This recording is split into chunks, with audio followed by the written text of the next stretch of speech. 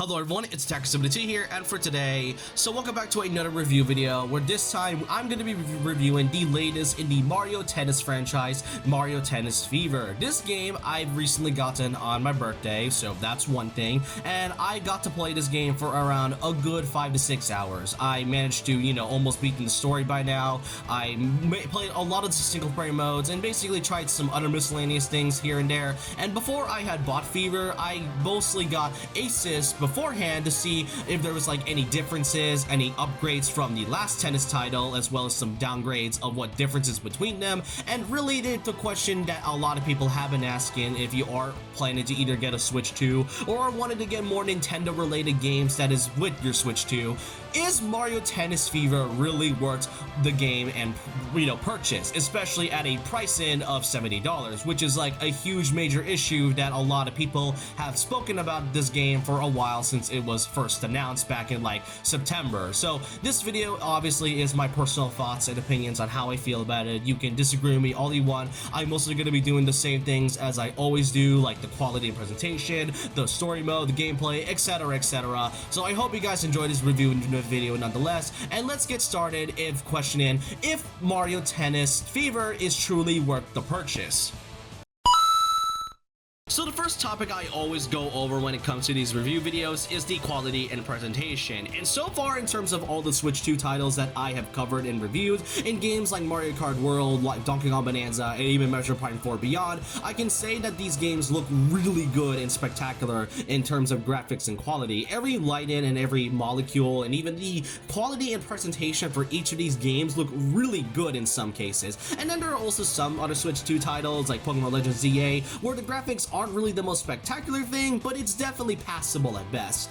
Tennis Fever, however, is kind of a strange case, where I do think that the quality is really good at times. There are also moments where I think that the graphics tend to kind of be a downgrade in some cases, like the opening cutscene I'm showing you, for example. This looks really good, the lighting looks great, the character models look on par, and I like the textures for some of them. But then when you actually get into the gameplay portion of it, that's kind of where we get to the more oddest part. Because even though Tennis Fever has really better graphics than we had in Aces, I do think that the idea of Aces and the light-in and the presentation that came from the previous tennis game looked oddly better and more natural than we had with Fever, which is kind of odd. Not to mention that there are certain moments where they did reuse certain character animations. Heck, some character animations have been reused from the other tennis game, being Mario Tennis Ultra Smash, and we know how many Nintendo fans feel about that game specifically. Not to mention that in some cases, like the courts for example, they almost feel like a downgrade in some areas. Like, for example, the airship court from the Aces look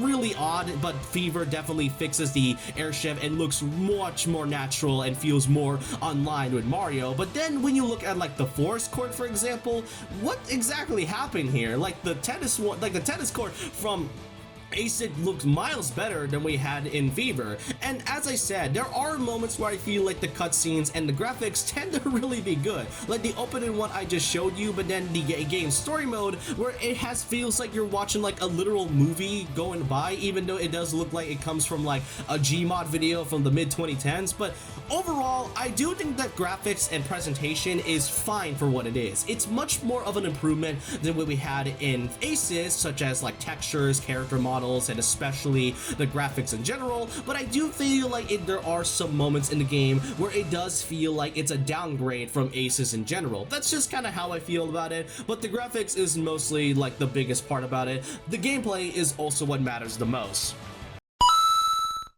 Now, just like the previous Mario Tennis title, Fever has its very own adventure mode, and a lot of people have talked about that adventure mode the most when the game had came out just earlier this year, and you could basically beat this game at around 3 to 4 hours. As I just said, I almost beaten the story by then, and I will say, I know some are expecting some sort of Mario Tennis story mode in the form of the RPG mechanic that came from the previous older tennis games from the 2000s, like Mario Power Tennis for example. Personally, I don't really expect it as much, as I'm pretty sure Nintendo likely won't do something like that again. But overall, I do think that the story mode is just okay. I would say that it's kinda like worse than Mario Tennis Aces' story, even though it's mostly just doing tennis matches with the occasional mini games here and there and some bosses. But what I can say is that, like I said, the story does have something pretty interesting. You know, like Daisy gets sick, you have to find this like mysterious fruit in order to heal her, but during the process, Mario and co became babies in the process, and I'm pretty sure the story mode was like the only reason and excuse for the baby characters to be playable. But I can say this, at least baby Daisy and baby Rosalina aren't in this one, and we have baby Waluigi at least, so that's cool. But yeah, once they've turned into babies, the rest of the game is mostly just, you know, you learning how to play tennis, such as, you know, how to do lobs, how to do slices, flats, and you can do some occasional mini games here and there, and you're mostly stuck in the academy for like the good like hour or two and such. And once you're out of the academy, you're mostly going into like some other places, but like don't expect like a big adventure mode. Some of the areas that you go through are pretty short, and as I said, you do go through like the occasional missions and the occasional mini games and tennis matches here and there, and there are some bosses in this one. So just like the previous tennis game, you get to have a lot of bosses. I like how it uses its advantage with the environment here and there. But yeah, as I said, the story mode is just kind of okay by the standard. But as I said, with the quality, the opening cutscene where you get to see Mario and friends fending off against like the bad guys, like this has no reason to look this good. Again, there's like some moments where I think the game has some downgrades in terms of the textures and animation, but when it comes to like cutscenes like the opening game, and especially the opening cutscene for the story mode, they have like no reason to look this good, and I'm pretty sure that's like one of the only reasons why people could give this, you know, game a little bit more of a thumbs up than it used to be. But yeah, the story mode, I would say downgrade from Aces, but not much else I can say from the adventure mode. Now for the gameplay portion of it, which aside from the main adventure mode, which if you aren't really feeling as adventurous, you got all of the different single player modes, which I would say is what mostly benefits this game from pretty good, because compared to Tennis Aces' modes where you mostly got like a good amount, it doesn't really feel like there's much to do other than like the adventure mode, the swing mode, and just the typical tennis matches with a hint of tournaments every now and then. This one, however, absolutely has like a ton of variety with a few things and incentives for players to keep playing Fever. So first off, you got the typical free play. You get to choose between doubles or single matches here and there, and you get to choose up to a total of 38 different characters, all of which have their very own unique gimmicks and stats to better suit of which character fits you more. And I kind of pretty find it funny that when I was doing this, when I was like researching for this review, and when I was like researching for this, I actually found out that Mario Tennis Power Tour is actually on the same par on character roster count like Fever, which also has a total of 38 different characters. So it's funny that one of the games that is considered to be one of the best Mario Tennis games to come out from the 2000s is on par with the same roster count as Fever. But it's not just the characters that is also the most important part. We then get to probably the main highlight of Mario Tennis Fever, the Fever rackets. You got a total of 30 different types of rackets that you can choose from, each of them having their very own unique gimmicks, and with a press of a button, you can simply activate the Fever attacks and basically activate them however you wish. And each of them, as I said, has their own unique gimmick. You got the Star Racket, the Swerve Racket, the Amp Racket, the Pokey Racket. All of them have like their own unique qualities that really makes the idea of not just choosing your character, but also mix matching which Fever Racket fits you more. It kind of reminds me a mixture of like Mario Power Tennis from the Nintendo Wii and GameCube, while also taking many of the gameplay elements that came from Mario Tennis Aces. So really kudos to Nintendo for making this quite an engaging way, because having the mix match and choosing which racket fits you best, as well as which character makes you feel like you're playing the game properly, it honestly feels like there's a lot more you can do from just, you know, playing tennis every now and then. However, the best part about Fever is not just the characters but the Fever rackets, but it's the fact that this game actually has unlockables. Yeah, that surprised me the most. You can unlock characters in this one. It is really shocking that a game in the big 2026 is actually given a reason for players to play this game. You can unlock characters, and it's not just characters that you can unlock. You can unlock things such as rackets, costumes, courts, and even difficulties. Like, I'm actually surprised that we are able to get a lot of these types of content just by, you know, playing the game. And it does offer a bit of challenge here and there, and each character, costume, and other other types of ways has like their own specific conditions, like playing around 10 matches to unlock this character, or it's not even just matches, you even have to do some of the other side modes, which again gives such an incentive for players to, you know, keep playing the game. I'm just kind of glad, and it's like really refreshing to have a game in like 2026 to have unlockables. And it does seem that Nintendo is learning a lot of their lessons from having to do the free update models from like their other Switch titles, especially the Mario Sports franchises, which had pretty much been affected the most. So yeah, I'm kind of glad, I'm genuinely glad that there's like unlockables in this one. But yeah, you mostly are playing some typical tennis games with the hint of the fever rackets, which gives a lot of different gameplay elements. And with the newer courts, which some of them have their own gimmicks, I would say that this is one of the best ways to play a Mario Tennis game to date.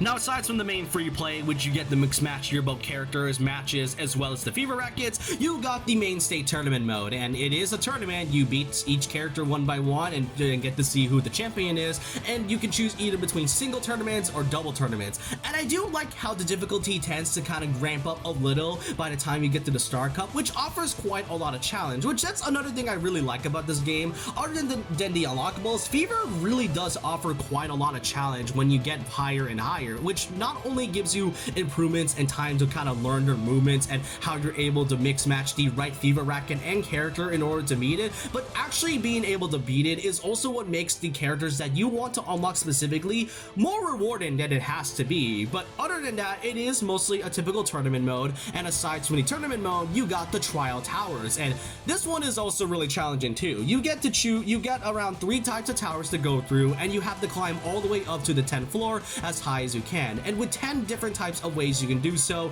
such as, you know, making 15 returns, doing a piranha plant challenge, get up to 5 points, and some of them have like their own specific conditions on how you're supposed to beat it, and you only get around like 3 lives in this one, so you do have to be really precise and careful on how you're supposed to do it. But as I said, that's what makes the rewards so great. I haven't really unlocked all the characters or the rackets yet. That's how genuinely challenging it is. Though if I do have to give some complaints about it, I do think that the difficulty spike can be a little bit much, even for like the typical average player who is even who just wants to play a pretty simple tennis game like Mario Tennis, for example. But again, I do really like the incentive for Nintendo to actually give players a chance to improve, as well as, you know, giving a chance for characters to be unlocked instead of just, you know, doing a free update. Other than that, you also got the special matches, which consist of ring shot, forest court match, pinball match, racket factory match, as well as the wonder court match, which, yes, Mario Wonder content is in there, along with some scored shots like the piranha plant challenge, auto tennis, and just ring shots in general. All of this can really give out their own specific gimmicks, and that's also another way